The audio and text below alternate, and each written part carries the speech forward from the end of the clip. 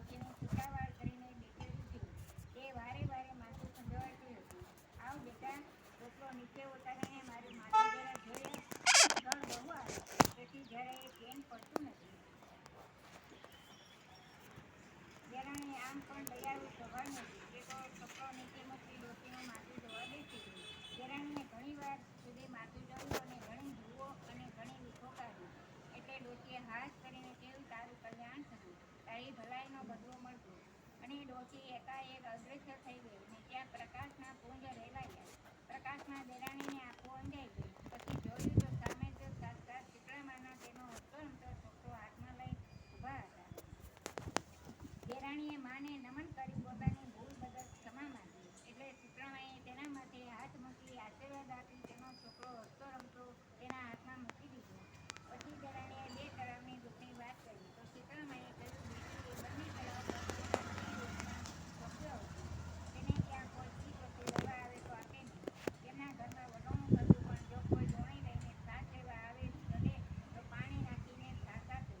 એ પરભવની કરણીના ફળ તેઓ આ ભવના તળાવના રૂપે ભોગવી રહ્યા છે. તેના પાપનું નિવારણ એ કે તું જઈને એ તળાવમાંથી પાણી લઈ મારું નામ લઈ ચારે દિશાએ છાંટજે. થોડું પાણી તું પીજે એટલે તેમના પાપનો ક્ષય થશે. અને જતા આવતા વટેમાં તો પશુપંખીઓ સૌ કોઈ તેના પાણી પીશે. પછી તેણે 2 આખલાની દુઃખની વાત કરી તો શીતળામાએ જણાવ્યું, બેટી, એ આખલા પણ પરભવના સ્ત્રી રૂપે દેરાણી જેઠાણી તરીકે એક ઘરમાં હતા. પણ કોઈને કામ આવતા નહીં. પાડોશીમાંથી કોઈ બળવાટ માંગવા આવે તો ધિક્કારી કરીને કાઢી મૂકે. કરેના સ્વરૂપે બંને આ ભવના આખલાના રૂપે લડ્યા કરે છે. હવે તું જઈ એમના ગળામાં રહેલા ઘંટીના પડ કાઢી નાખજે. તેથી તેઓ સંપીને રહેશે. આટલું કહી તેને આશીર્વાદ આપી શીતળામા અંતર્ધ્યાન થઈ ગયા. ને દેરાણી છોકરાને લઈ પેલા આખલાની પાસે આવી. ત્યાં એક જગ્યાએ છોકરો સુવડાવી અને આખલા પાસે ગઈ અને તેમના પરભવના પાપ જણાવી ગળામાં રહેલા ઘંટીના પડ કાઢી નાખ્યા. એટલે બંને આખલા શાંત બની ગયા. તે હવે મિત્ર જેવા થઈ ગયા. તેમને દુઃખ નમાવી આભાર માન્યો. હવે દેરાણી છોકરાને લઈ પેલા 2 તળાવ પાસે આવી. ત્યાં જઈ બંને તળાવમાંથી થોડું જળ લઈને ચારે દિશાએ શીતળામાનું નામ લઈને છાંટ્યું ને થોડું પાણી પોતે પીધું. તે સાંજે જ પંખીઓ ત્યાં આવી પાણી પીવા આવવા લાગ્યા. નાની વહુએ ઘેર જઈને સાસુના ખોળામાં હસતો રમતો જીવતો છોકરો મૂક્યો. આથી તે સાસુ તો રાજીના રેડ થઈ ગઈ, પરંતુ જેઠાણીને તે ગમ્યું નહીં. પછી નાની વહુએ બનેલી બધી હકીકત સાસુને સંભળાવી. એ સાંભળી જેઠાણીને પણ દેરાણીની જેમ શીતળામાના આશીર્વાદ લેવાની ઈચ્છા થઈ. બીજે વર્ષે સણા માસના રાંધણસઠના રાતે જેઠાણી રાંધવા બેઠી. તેણે પણ દેરાણીની જેમ શીતળામાને પ્રસન્ન કરવા હતા. એટલે રાતના ચૂલો સળગતો મૂકી છોકરાને રમાડતી રમાડતી સૂઈ ગઈ. એવામાં ફરવા નીકળેલા શીતળામાતા તેના ઘરમાં પ્રવેશ્યા અને ચૂલો બળતો ગુસ્સે થઈ તેમાં બહુ આવી ગયા. પછી જેઠાણીએ ચા પીધી તો ગૃહિણીની વાડી છે એનું અંતર વળગ્યું. સવારે જેઠાણીએ ઘોડિયામાં ભડકું થયેલો છોકરો જોયો. તેણે રડતા રડતા સાસુને છોકરો બતાવી બધી વાત કહી. સાસુએ કહ્યું, રાતના તું ચૂલો સળગતો મૂકીને સૂઈ ગઈ હોય તેથી શીતળામા તારા પર પગ્યા છે. હવે તું બળેલા છોકરાને ટોપલામાં રાખી શીતળામાની મેળવણી કરવા જા. જેઠાણી ટોપલામાં બળેલા છોકરાને રાખી શીતળામાને મનાવવા ચાલી ગઈ. રસ્તામાં 2 તળાવ આગળ ખોદી તે તેમાંનું થોડું પાણી પીવા જઈએ તે તળાવ કહેવા માંડ્યો, પાણી ન પીશ તો મરી જઈશ. તું ક્યાં જશે? શીતળામા મારા પર પગે છે તેથી શાપનું નિવારણ કરવા જાઉં છું. તારે શું ચિંતા? હું ફાવે ત્યાં જાઉં. તળાવે કહ્યું, બાઈ, તું ભેગા ભેગી અમારા દુઃખનું નિવારણ શીતળામાને પૂછતે આવજે. જેઠાણી છણકો કરીને બોલી, તો મારું કહું ને તે પારકી પંચાયત પૂછવા બેસી? તમને ગરજ હોય તો તમે જાઓ ને. પંચાયત આગળ જતા પેલા 2 આખલા લડતા લડતા હતા તેવા જેઠાણી તેમની પાસે ગઈ. તે વા જતે શાંત બનીને તેની પાસે આવીને કહ્યા, એ બાઈ, તું રડતી રડતી ક્યાં જાય છે? શીતળામાને બોલાવવા જાઉં છું. તમે ગમે તે જાઓ. તમે શું કરવા પંચાયત કરો છો? જેઠાણી તો ક્રોધથી કહ્યું. આખલા વળ્યા, બાઈ, તું શીતળામા પાસે જઈ રહી છે તો અમારું કામ પણ કરતી આવજે ને. તેમાં તને શું જોર આવવાનું છે? કામની સાથે કામ કરવાનું છે. જેઠાણીએ છણકો કરીને ના પાડી અને માથે ટોપલો મૂકી આગળ ગઈ તો એક ડોશી ઝાડ નીચે માથું ખંજવાળતી બેઠી હતી. ત્યાં જે જેઠાણી ટોપલો નીચે ઉતારી શાક ખાવા બેઠી. તેને જોઈ ડોશીએ કહ્યું, બાઈ, તું જરા માથું જોઈ આપને. જેઠાણી સરખો કરીને બોલી, જો તારે જોવું હોય તો હું કાંઈ તારા જેવી નથી. આમ કહી તે માથે ટોપલો મૂકીને સુપ્રમાની શોધમાં થાકીને ચાલીને તે મરેલા છોકરાને અંતે લઈ ઘેરે પાછી ગઈ. પછી પાડોશીઓએ છોકરાને અંતિમ સંસ્કાર કર્યું. દેરાણીને ભક્તિભાવથી સુખ સાંપડ્યું અને જેઠાણી તેના લક્ષણે દુઃખી થઈ ગઈ. હે શીતળામાં, તમે દેરાણીને પ્રિય તેવા તમારી ભક્તિ કરનારને કરજો અને ટાઢક આપજો. જય શીતળામાં.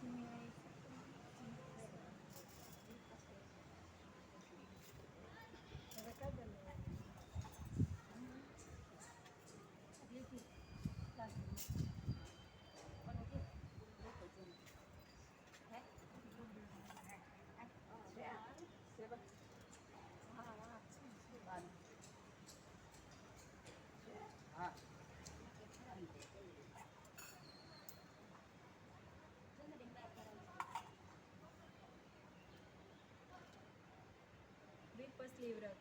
વ્રતની વિધિ. શ્રાવણ માસ આવે અને શ્રાવણ માસનો પહેલો રવિવાર આવે તે રવિવારથી આ વ્રત લેવાય અને એ પછીના બીજા રવિવારે આ વ્રત પૂર્ણ થાય. ભાઈની બહેનો આ વ્રત ભાઈના કલ્યાણ માટે કરે છે. ભાઈ પોતાની બહેનને શક્તિ પ્રમાણે ભેટ આપે છે.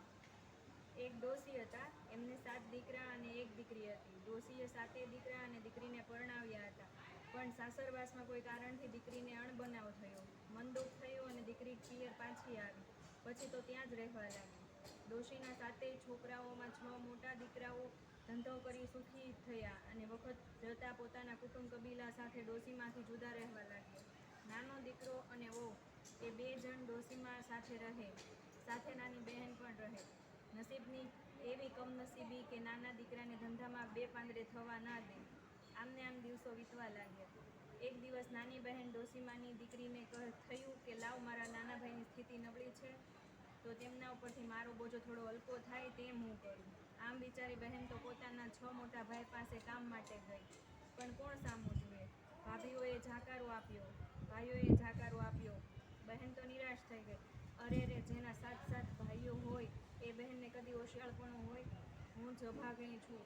આમ નિરાશ થઈ બહેન જવા લાગી. ત્યાં એક ભાઈએ કહ્યું, બહેન પોતાના નાના ભાઈને ટેકો થશે એમ વિચારી કામ સ્વીકારી લીધું. સવારથી સાંજ સુધી બહેન તો ઢોર ચરાવવા જાય અને સાંજે જ્યારે ઘરે આવે છે ત્યારે ભાભી જે કાંઈ મીઠું જૂઠું વધ્યું ઘટ્યું હોય તે આપે અને નાની બહેન તે ઘરે લઈ જઈને ખાય. આમને આમ સમય વીતવા લાગ્યો.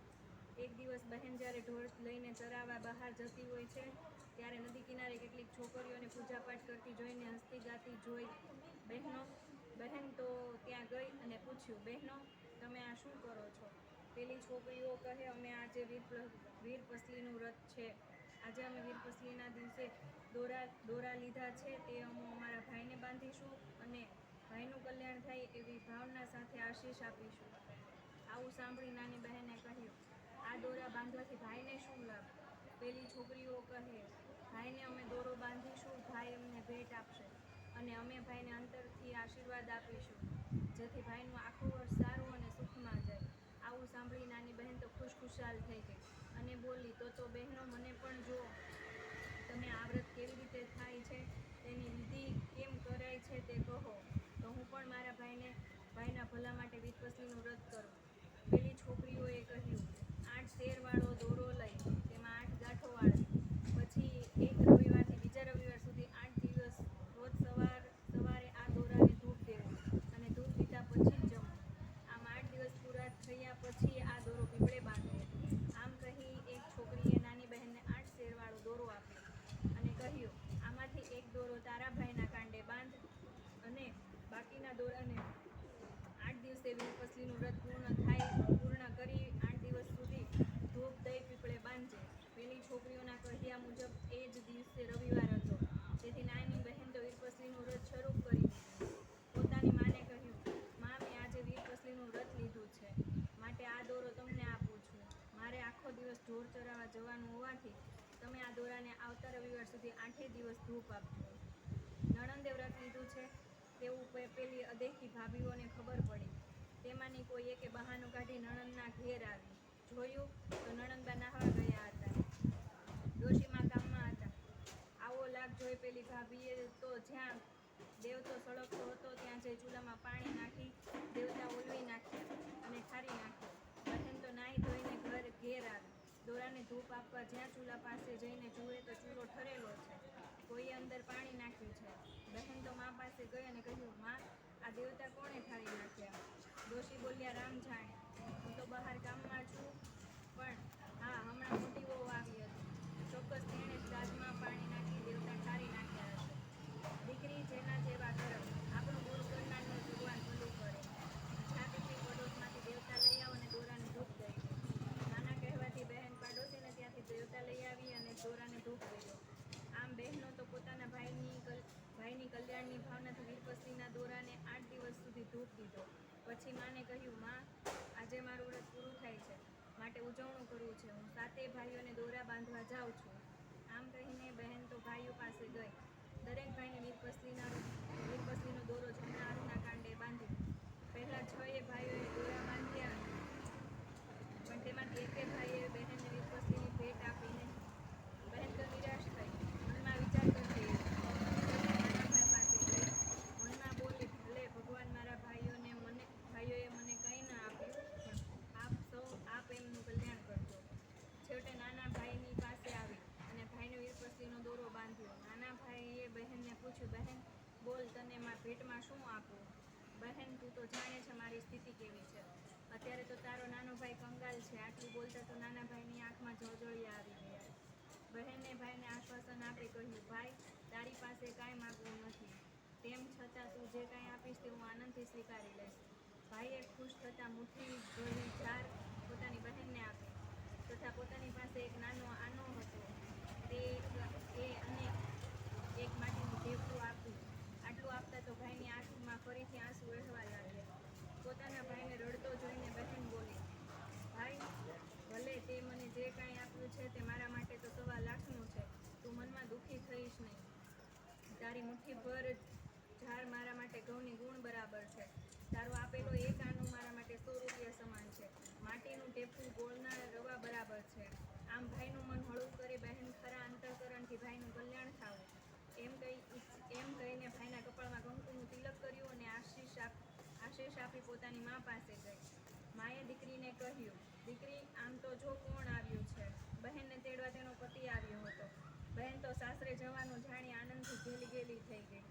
માએ કહ્યું, જા બેટા, કરેલા બધા જ કર્મોનું ફળ અહીં જ મળે છે.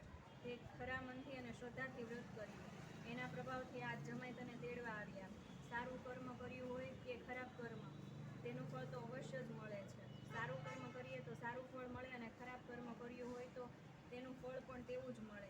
જા બેટી, તૈયાર થા. આમ કહીને મા તો ચાલી પોતાના 6 જ મોટા દીકરાઓને ત્યાં જઈને તેમની બહેન સાસરે જાય છે તેવી વાત કરી અને કહ્યું, દીકરી સાસરે જાય છે તો આપણે તેને કંઈક આપવું જોઈએ.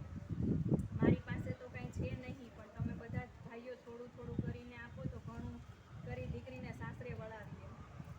આ સાંભળી 6 વહુઓએ ફાટેલા તૂટેલા કપડાં એક મોટા જૂના કપડામાં મૂકી પોટલું બાંધી સાસુના હાથમાં આપ્યું. બીજી બાજુ નાના ભાઈને ખબર પડી કે બહેન સાસરે જાય છે. તેથી ખુશ થતાં તે બહેનની પાસે આવ્યો. નાની બહેનને જોતાં જ તેને વિચાર આવ્યો કે અરે રે ભગવાન, બહેનને આપવા માટે પોતાની પાસે કાંઈ છે નહીં. નાનો ભાઈ ગળગળો થઈ ગયો. બહેનને કહેવા લાગ્યો, બહેન, આજે મારી પાસે તને આપવા માટે કાંઈ છે નહીં, પણ હું તને વચન આપું છું કે ભગવાન મને સારા દિવસો આપશે ત્યારે તને ખૂબ જ સારો સાસરવાસો કરીશ. ભાઈને ગળગળો થઈ ગયેલો જોઈ બહેને કહ્યું, ભાઈ, મનમાં ઓછું લાવીશ નહીં. તારું મારા ઉપરનો પ્રેમ મારા માટે સોના ચાંદીના કરિયાવર સમાન છે, માટે દુઃખી થઈશ નહીં. બહેન તો સાસરે જવા તૈયાર થઈ અને ચાલી એના પતિદેવ સાથે. માએ કહ્યું, બેટા, ઊભી રહે. આજ તારા વ્રતનો છેલ્લો દિવસ છે, તો હું તારા દોરાને ધૂપ દેવા દેવતા લઈ આવું. આમ કહી ડોશી તો દેવતા લેવા ગયા. આ બાજુ જમાઈને ઉતાવળ હતી તેથી તે તો ચાલવા માંડ્યો. બહેન પણ પોતાના પતિ પાછળ ચાલી. ગામના પાદર આવ્યા ત્યાં તો પાછળ ડોશી ઉતાવળે આવી અને બોલી, લે બેટા દેવતા, દોરાને ધૂપ દીધો. ભાઈઓનું કલ્યાણ ઈચ્છતી તે આગળ ચાલી. ચાલતા ચાલતા રસ્તામાં નદી આવી. પોતાના પતિને કહી વહુ તો નદીમાં નાહવા ઉતરી. નાહી રહ્યા પછી બીજા કપડાં માંગ્યા. તેના પતિએ પોટલું ખોલીને જોયું તો સરસ રંગબેરંગી સાડીઓ પટોળા દેખાય. આપું કે પટોળું? પોતાના પતિનું કહેવું સાંભળી વહુ કહે છે, શું કહો છો નાથ? સાડી અને પટોળા હોય કંઈ ગરીબની મશ્કરી કાં કરો? ત્યાં તો તેના પતિએ એક સાડી કાઢી ઊંચી કરી બતાવી. જો હું કંઈ ખોટું નથી બોલતો, એમ કહી તે સાડી વહુ તરફ ફેંકી અને કહ્યું, એ જ સાડી પહેરી લે, સુંદર લાગશે. વહુ તો સમજી ગઈ કે આવું કેમ થયું. હે પ્રભુ, તારી લીલા અકળ છે. કપડાં પહેરી નજીક આવી પોટલામાંથી બધી વસ્તુઓ બહાર કાઢી જોયું તો માટીનું ટેપું ગોળ થઈ ગયેલું. ચોખા હતા અને એક આનાના બદલે એક સોનામહોર હતી. વહુએ તો પોતાના પતિને પેલી સોનામહોર આપી અને ગામમાં ખાવાનું લઈ આવવા કહ્યું. વર ખાવાનું લેવા ગામમાં ગયો. આ બાજુ તો ચમત્કાર થયો. નદી કિનારે એકાએક સુંદર હવેલી ઊભી થઈ ગઈ. વહુ તો શણગાર સજીને હવેલીના ચોથા માળની અગાસીમાં ઊભી હતી.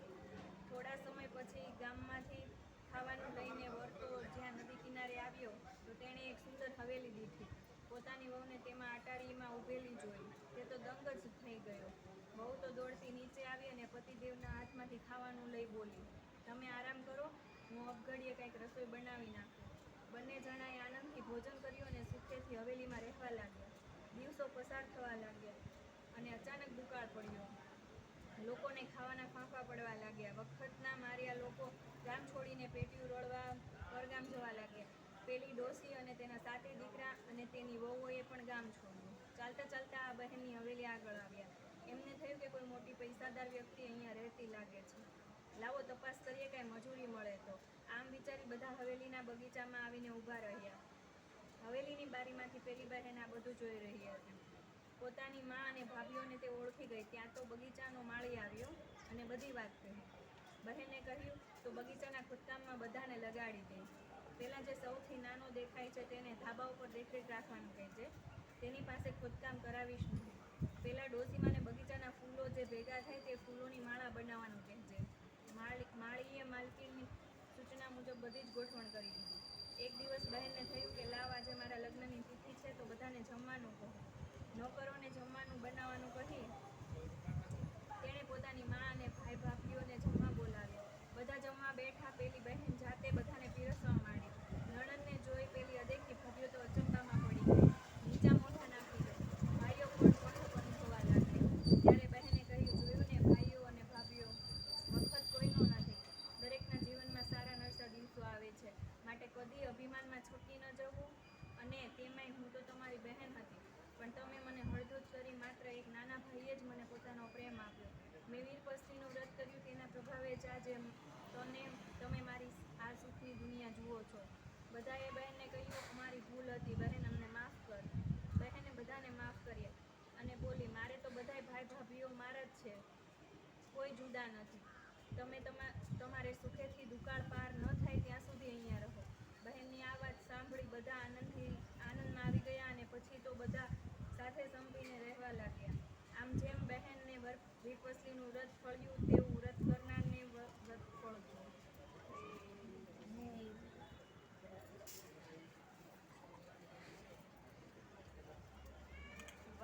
આપણે આટલા પટોળા છે ને એમાં નાખી. આજે એમાં નાખજો તો કૂતરા